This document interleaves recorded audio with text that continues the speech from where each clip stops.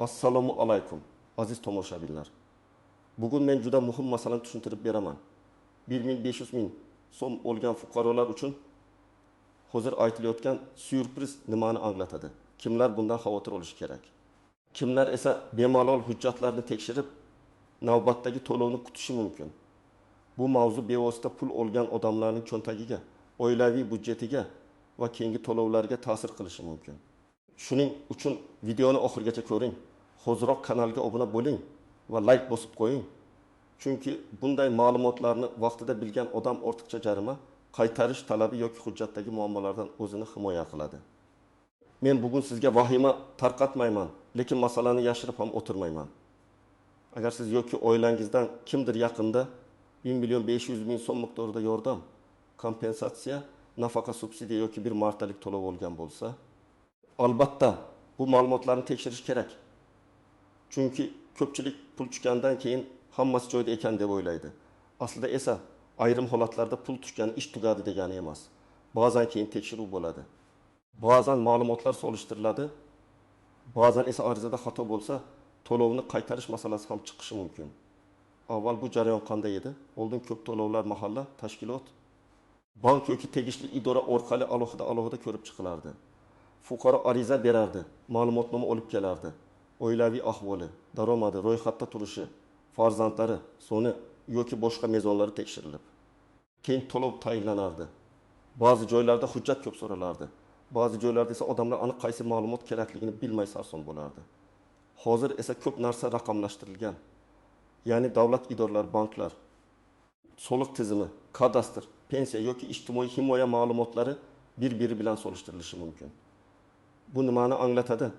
Agar inson arizada daromadim yo'q deb yozgan bo'lsa-yu, lekin uning nomida faol tadbirkorlik, doimiy ish haqi, ijara daromadi, avtomobil yoki qimmat mulk borligi chiqsa, tizim buni ko'rishi mumkin. Agar fuqaro oilamda faqat 3 kishi yashaydi deb ko'rsatib, aslida ro'yxatda boshqa mehnatga layoqatli shaxslar ham bo'lsa, bu ham keyin savol tug'diradi.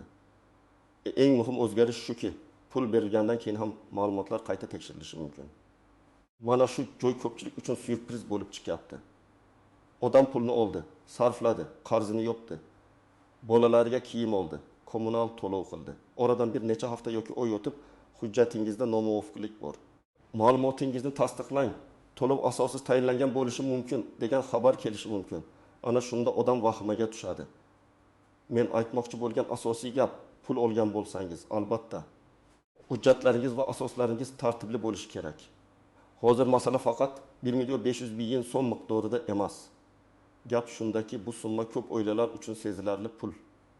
Kimdir uni dori-darmon uchun ishlatadi, kimdir oziq-ovqat oladi, kimdir kredit to'lovga beradi, yana kimdir bolalarining maktab yoki bog'cha xarajatini yopadi. Lekin agar to'lov shartlari noto'g'ri tushunilgan bo'lsa, keyin muammo chiqadi. Masalan, ayrim yordam turlari faqat muayyan toifadagi fuqarolarga beriladi. Bu toifaga kam ta'minlangan oila, nogironligi bo'lgan shaxs, boquvchisini yo'qotgan oila, vaqtincha ishsiz qolgan fuqaro, tabiiy ofat yoki favqulodda holatdan zarar ko'rgan inson, bolali oila yoki ijtimoiy himoyaga muhtoj boshqa guruhlar kirishi mumkin. Agar to'lov aynan shu mezon asosida berilgan bo'lsa, odam o'sha mezonga haqiqatan mos kelishi kerak.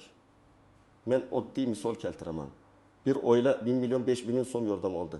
Arizada oilaning daromadi past deb ko'rsatilgan, lekin oiladagi ota yaqinda ishga kirgan, oyiga 4 million so'm maosh olyapti. Agar bu ma'lumot ariza topshirilgan paytda tizimda ko'rinmagan bo'lsa, keyin soliq yoki ish haqi bazasidan chiqqanda savol tug'iladi. Bu degani albatta pul qaytariladi degani emas. Lekin fuqaro tushuntirish berishi, ishga qachon kirganini, ariza qachon topshirilganini, o'sha paytdagi holat qanday bo'lganini ko'rsatish kerak bo'ladi. Yana bir misol. Ayol kishi farzandlari bilan yashaydi. Turmush o'rtog'i boshqa viloyatda ishlaydi, lekin ro'yxatda birga turadi. U 1.5 ming so'm yordam olgan. Tekshiruvda erning nomida avtomobil yoki doimiy daromad borligi chiqadi. Bu holatda idora oilaviy daromad nega to'liq ko'rsatilmagan deb so'rashi mumkin. Ayol esa amalda er yordam bermasligini, alohida yashashini yoki aliment masalasi borligini hujjat bilan isbotlashi kerak bo'ladi. Og'zaki gapning o'zi yetmasligi mumkin. Shuning uchun har bir vaziyatda hujjat juda muhim. Men birinchi navbatda quyidagi fuqarolarga ehtiyot bo'lishni maslahat beraman. Agar siz 1.500.000 so'mni olgan bo'lsangiz, lekin ariza topshirganda daromad, oila tarkibi, ish joyi, mulk yoki bank kartalari bo'yicha ma'lumotlarni to'liq ko'rsatmagan bo'lsangiz, hujjatlaringizni qayta ko'rib chiqing. Chunki tizim keyin bu ma'lumotlarni solishtirishi mumkin. Agar sizning nomingizda yakka tartibdagi tadbirkorlik bo'lsa, lekin faoliyat yuritmayotgan bo'lsangiz ham buni aniqlashtirish kerak. Ko'p odam men ishlamayman, savdo qilmayman, faqat eski guvohnoma qolib ketgan deydi. Lekin ba'zida u faol tadbirkor sifatida tursa, yordam tayinlashda daromad manbai bor deb qaralishi mumkin. Bunday vaziyatda soliq organidan faoliyat to'xtatilgani yoki daromad bo'lmagani haqida ma'lumot olish foydali bo'ladi. Agar siz ariza topshirishdan oldin yoki keyin katta pul o'tkazmalari olgan bo'lsangiz, masalan, qarindoshingiz sizga 5.000 so'm yuborgan bo'lsa, bu ayrim holatlarda savol tug'diradi. Albatta har bir karta tushumi daromad degani emas. Qarindoshdan qarz bo'lishi mumkin, davolanish uchun yordam bo'lishi mumkin.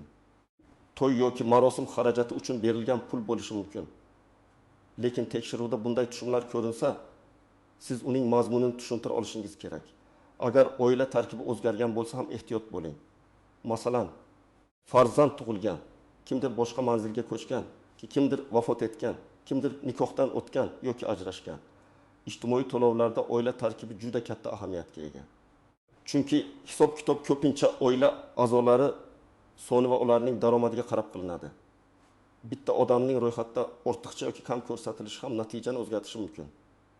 Endi kimlar nisbatan xotirjam bo'lishi mumkin?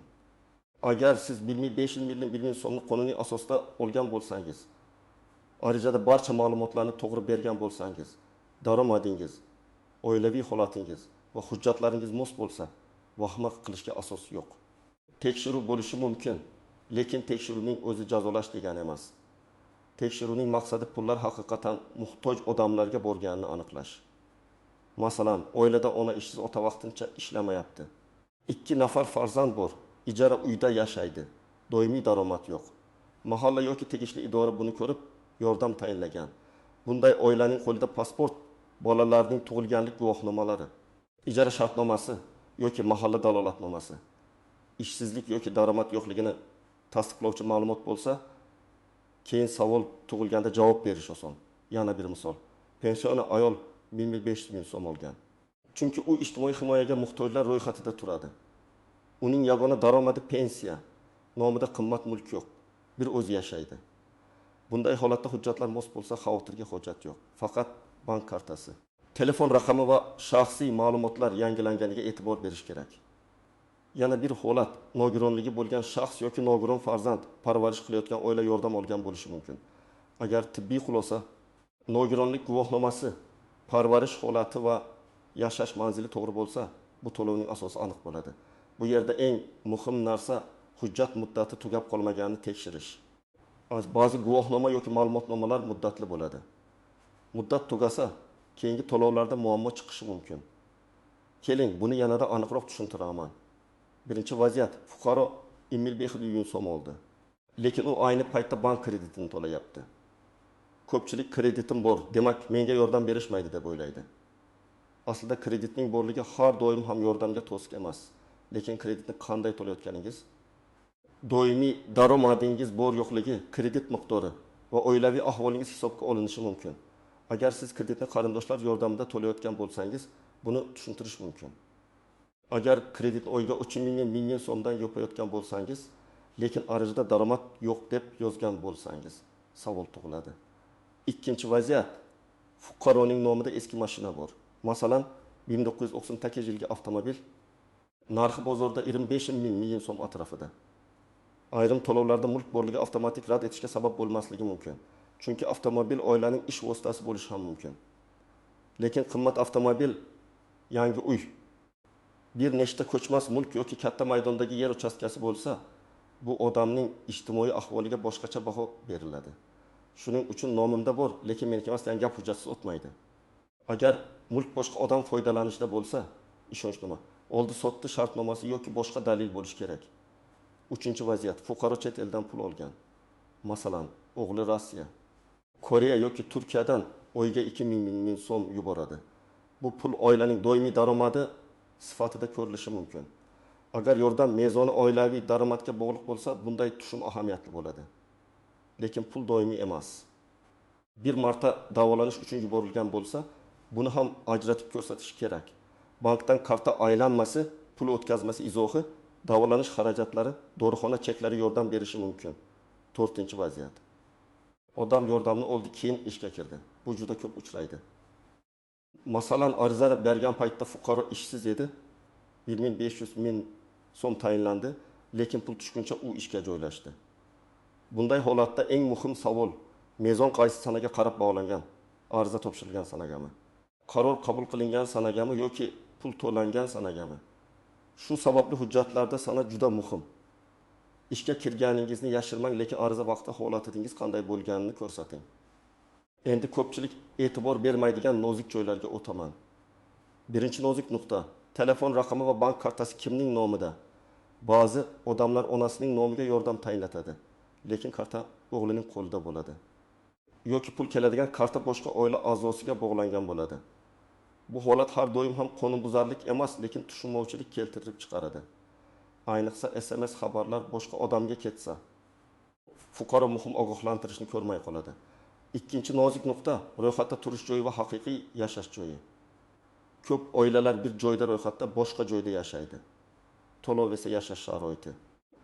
Mahalla xulosasi yoki hududiy mezonlarga bog'liq bo'lishi mumkin. Agar siz boshqa joyda yashasangiz, buni mahalla orqali dalolatnoma bilan tasdiqlatish kerak bo'lishi mumkin. Aks holda tekshiruv kelganda ro'yxatdagi manzilda topilmasangiz, ma'lumot noto'g'ri degan xulosa chiqishi mumkin. Uchinchi nozik nuqta: arizani kim to'ldirgan? Ba'zan fuqaro savodsizligi yoki tajribasizligi sababli arizani tanishi. Mahalladagi xodim internet kafe yoki boshqa odamga to'ldirtiradi. U odam esa xato qilib daromadni, farzandlar soni yoki pasport ma'lumotini noto'g'ri kiritadi. Keyin javobgarlik ariza beruvchi fuqaroning zimmasiga tushadi. Shuning uchun ariza topshirishdan oldin har bir satrni o'zingiz o'qib chiqing yoki ishonchli odamga tekshirtiring. 4-nozik nuqta: hamma oldi, men ham oldim degan yondashuv. Bu juda xavfli. Bir mahallada 10 kishi yordam olgan bo'lishi mumkin, lekin har birining asosi boshqa. Kimdir nogironligi sabab bo'lgan, kimdir bolalari sabab bo'lgan, kimdir kam ta'minlangan sifatida olgan, kimdir favqulodda vaziyat bo'yicha olgan. Siz qo'shningiz olgani uchun emas, o'zingizning huquqiy asosingiz borligi uchun pul olishingiz kerak. Aks holda men bilmagan edim degan gap yetarli bo'lmaydi. 5-nozik nuqta: pulni qaytarish talabi. Agar to'lov haqiqatan ham asossiz tayinlangan deb topilsa, ayrim holatlarda mablag'ni qaytarish so'ralishi mumkin. Bu darrov sud bo'ladi degani emas. Avval ogohlantirish, tushuntirish, qayta hisob-kitob yoki idoraviy ko'rib chiqish bo'lishi mumkin. Lekin fuqaro javob bermasa, xatlarni e'tiborsiz qoldirsa, chaqiruvga bormasa, muammo kattalashadi. Shuning uchun har qanday xabarni vaqtida o'qing va javob bering. Endi eng kerakli qism: hozir nima qilish kerak? Men sizga aniq tartibni aytaman.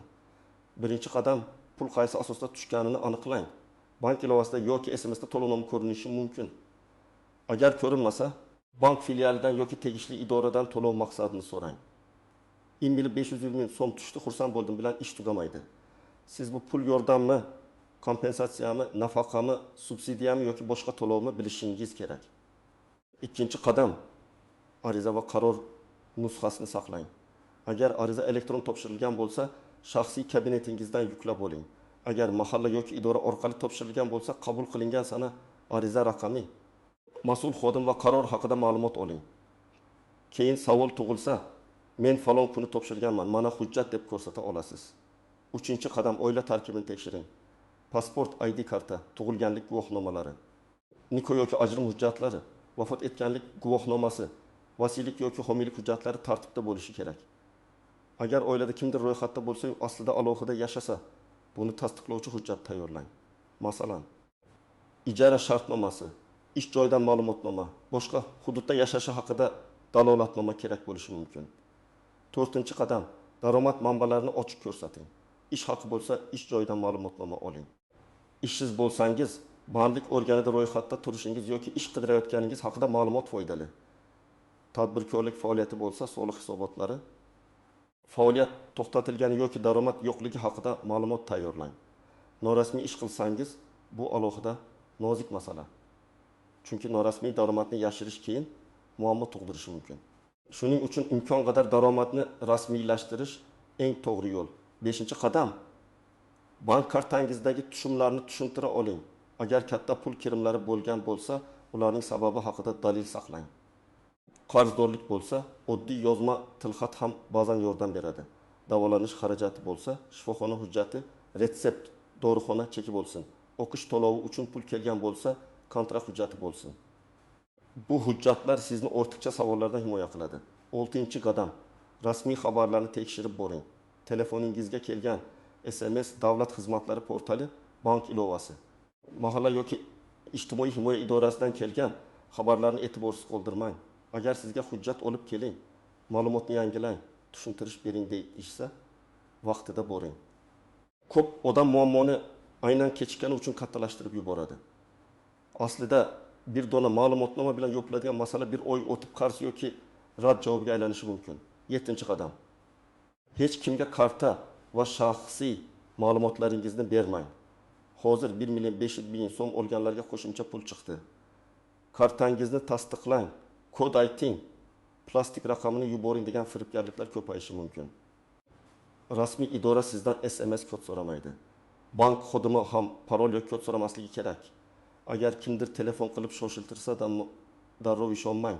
O'zingiz rasmiy raqamga qo'ng'iroq qiling yoki idoraga boring. Agar sizga tushuntirish xati yozish kerak bo'lsa, uni hissiyot bilan emas, aniq faktlar bilan yozing. Masalan, men falon sanda ariza topshirdim. Ariza topshirgan paytda ish joyim yo'q edi. Falon sanda ishga qabul qilindim. 1.500.000 so'm falon sanada kartamga tushdi. Ariza vaqtida oilam tarkibi quyidagicha edi. Ilova sifatida pasport nusxasi, bolalar tug'ilganlik guvohnomasi. Ishga qabul qilingan sana ko'rsatilgan ma'lumotnoma va bank ma'lumotini taqdim etaman. Mana shunday yozilsa, mas'ul odam vaziyatni tushunadi. Qayerga borish kerak? Birinchi navbatda to'lovni tayinlagan organga murojaat qilinadi. Agar bu mahalla orqali bo'lgan bo'lsa, mahalla raisi yoki ijtimoiy xodimdan aniq ma'lumot so'rang. Agar davlat xizmatlari orqali bo'lgan bo'lsa, davlat xizmatlari markaziga yoki portal orqali murojaat qiling. Agar bankdagi tushum bo'yicha savol bo'lsa, bankdan to'lov rekvizitini oling. Agar ijtimoiy himoya yoki pensiya yo'nalishidagi to'lov bo'lsa, hududiy bo'limga boring. Murojaatda shunchaki pulimni nega tekshiryapsizlar deb yozmang. Aniq savol bering. Menga 1.500.000 so'm miqdoridagi to'lov qaysi qaror va qaysi asos bo'yicha tayinlangan? Hozir qo'shimcha hujjat talab qilinadimi? Mening arizam bo'yicha nomuvofiqlik aniqlanganmi? Agar aniqlangan bo'lsa, uni bartaraf etish uchun qaysi hujjatlarni taqdim etishim kerak? Mana shunday savollar sizga aniq javob olishga yordam beradi. Agar siz to'lovni qaytarish haqida xat olgan bo'lsangiz, darrov tan oling yoki darrov rad qilmang. Avval xatni o'qing, asosini ko'ring. Qaysi norma yoki qaysi fakt keltirganini aniqlang. Keyin o'zingizdagi hujjatlar bilan solishtiring. Agar xatdagi ma'lumot noto'g'ri bo'lsa, yozma e'tiroz bering. Agar siz haqiqatan xato qilgan bo'lsangiz, to'lovni bo'lib qaytarish, qayta ko'rib chiqish yoki boshqa qonuniy yo'l bor yo'qligini so'rang. Eng yomoni jim yurish. Men tajribamda ko'p ko'radigan xatolardan biri shuki, odamlar hujjatni faqat pul olish uchun kerak deb o'ylaydi. Aslida hujjat pul olgandan keyin ham kerak. Ariza nusxasi, bank ma'lumoti, mahalla dalolatnomasi, daromad haqida ma'lumotnoma, tibbiy hujjatlar kamida bir necha oy saqlanishi kerak.